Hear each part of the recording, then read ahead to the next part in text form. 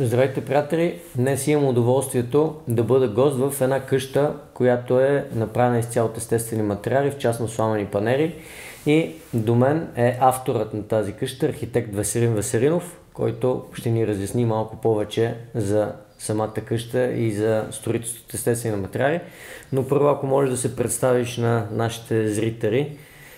Здравейте, приятели! Здравей, Марио! Радвам се, че заедно ще говорим на тема екологичното строителство в съвременния му план. Както спомена, казвам се Веселин Веселинов, архитект съм по образование и специализация. Запалих се по темата за енергийна ефективност и пасивни сгради през 2008 година като студент и участник в международен студентски конкурс, който имах щастието да спечеля, както в България, така и в чужбина да спечеля една от големите награди. Впоследствие задълбочих този интерес, включително и в този студентски конкурс, като ментор, организатор, жури. След като завърших архитектурното си образование, ми липсваше нещо и разбрах, че това всъщност е насоката за естествени материали. Материали, които са напълно природни, екологични, здравословни, носят допълнителен комфорт в сградата, може да бъдат изключително нискобюджетни. И задълбочих малко повече в тази посока, чрез обучения, изследване, проекти. Като 2015 заминах на една специализация в Германия на тема енергийно ефективна архитектура, пасивна архитектура от естествени материали, където се обучавах и практикувах близо година и половина. 2015 се сертифицирах към Немския институт за пасивни сгради като сертифициран дизайнер на пасивни къщи. Доста години натрупах опити с Project Management като основател на един стартъп, който доста се разрасна за 10 години. И последните години съм се фокусирал да бъда полезен именно в сферата за енергоефективна екологична архитектура, основавайки свой собствен проект Nature Texture, природа и архитектура в хармония и баланс. Супер! Добре, бих искал да те питам няколко неща относно материалите, които се използват в един такъв вид строителство. Да разясним на нашите зрители малко повече за гринените мазилки, за материалите, които също може да се ползват в такъв вид строителство. И бих започнал с гринената мазилка, защото тя е нещо доста интересно. Много хора в днешно време приемат единствено, че грината става за гръмци и знаят, че се прави кирпич от нея, тухлички, но малко хора знаят за нейните позитиви и това, че тя може да се сложи на стена, на таван. И бих искал да те питам как глинената мазилка допринася за здравословен микроклимат в дома ни? Глината като цяло има доста свойства, набор от свойства. Да кажем, тя акумулира топлина, абсорбира влага, тя има термална маса, тя е топло- и шумоизолатор. И всички тези компоненти всъщност подпомагат човешкия здравословен и комфортен микроклимат.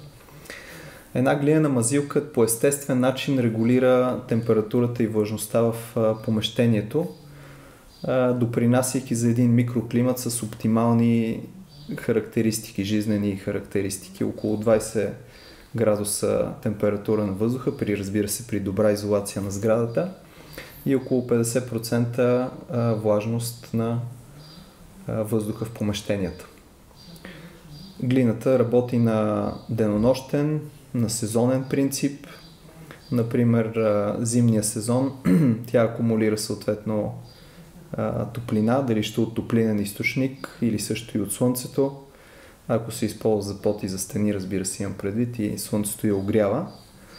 И съответно тя започва да отдава тази топлина допълнително, да кажем, когато няма, ако говорим за слънчева архитектура, вечер, когато няма слънце, глината започва да отдава тази топлина, която е акумулирала. На същия принцип глината акумулира също и хлад през летния сезон, регулира влажността.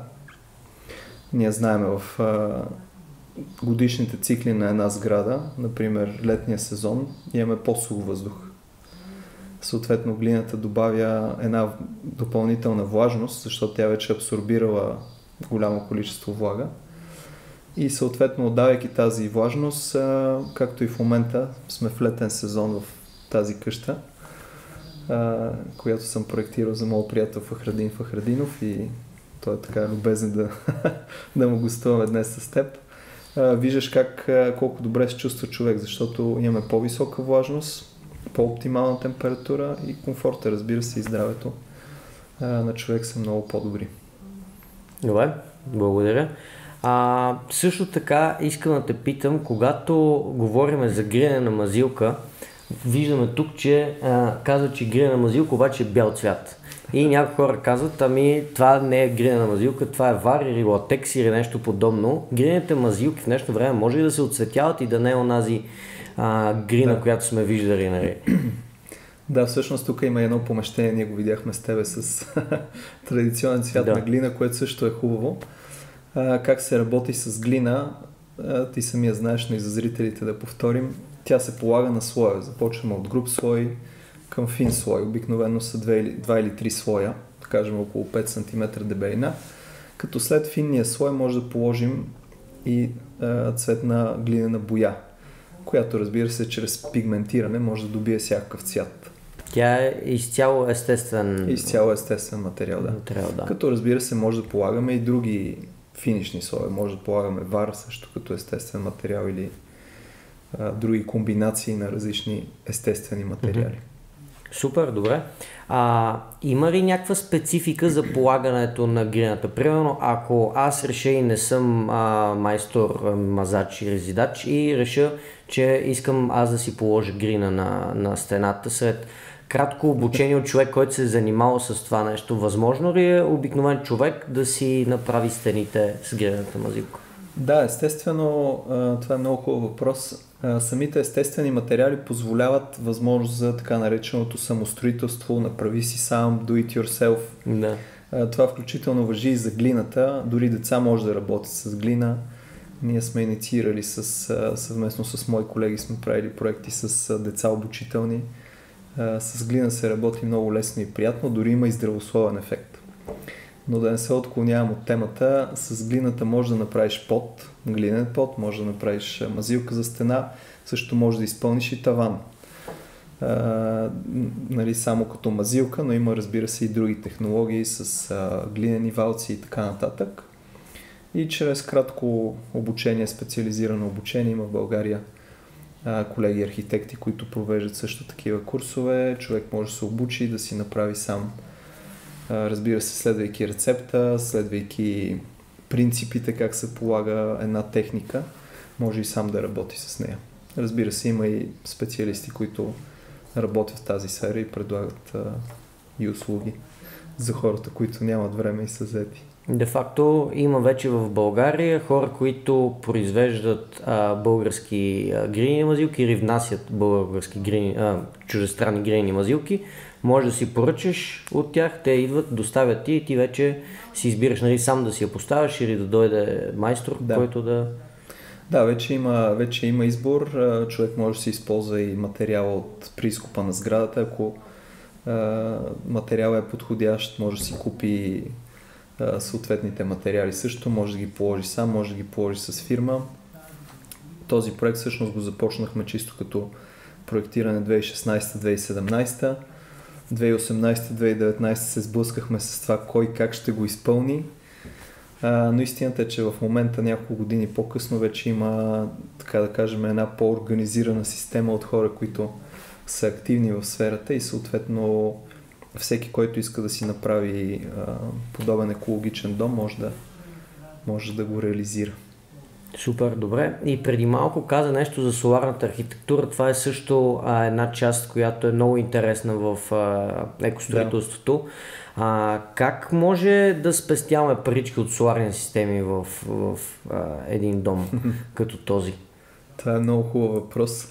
И сигурен съм, че ги интересува и много хора, нали? Как да спестяваме парички, защото знаем, че вече тока и гъста всеки месец ги покачват. Поскъпват постоянно, да, постоянно. И това според мен ще е интересно на зрителите да разберат как може да. Соларната архитектура, тя всъщност използва слънчевата топлинна енергия за допълнително отопление на сградата именно през студените зимни месеци. В интерес на истината това е както съвременна концепция за архитектура, така обаче и традиционна техника или технология, може да кажем. Давам ти пример. Нашите стари български възрожденски къщи, изобщо този тип архитектура в световен план, те също следват принципите на соларната архитектура. Какво имам предвид конкретно? Например, големите южни еркери, покривни стрехи, съответно отворени чердаци и така нататък, които позволяват зимното слънце да проникне, то е ниско слънце, зимното ниско слънце да проникне дълбоко вътре в сградата, с цел отопление, разбира се, докато лятното високо слънце така да падне в сградата, че прозорците и отворите на сградата да бъдат засенчени, отворим преди също и отворени пространства, и по този начин сградата да не прегрява през летния горещ сезон. Де факто още прадедите ни са използвали соларна архитектура, защото звучи много модерно. Соларна архитектура се оказва, че от векове, нали, хората... Да, не откриваме топлата вода, всичко ново е добре забравено. Старо е казал някой по-мъдър преди нас, така че важно е, разбира се, правилно да използваме и съвременните и традиционни похвати. Добре, тези похвати, да речем, аз искам да си построя къща от естествени материали и